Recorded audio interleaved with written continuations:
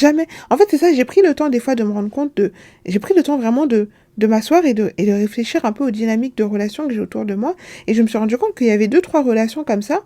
Quand tu fais le total de tout ce que j'ai accumulé dans une vie, avec certaines personnes, je me suis dit, mais c'est pas parce que on est de la même famille, c'est pas parce qu'il y a tel lien qui nous unit que ça veut dire que je dois tout supporter et tout endurer. Et j'ai tellement enduré depuis mon jeune âge.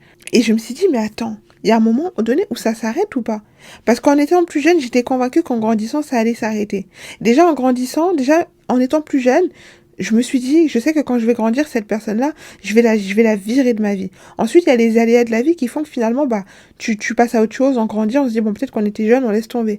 Et en fait, tu te rends compte que la manipulation à l'époque, qui était de te dominer parce que tu es plus jeune, en fait, se transforme en punition par le silence, c'est-à-dire que maintenant, tu es adulte.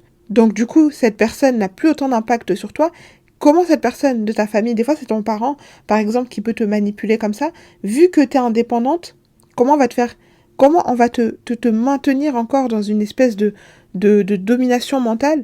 Ça va être par la punition par le silence et ça va être par la culpabilité. Te faire culpabiliser pour un oui et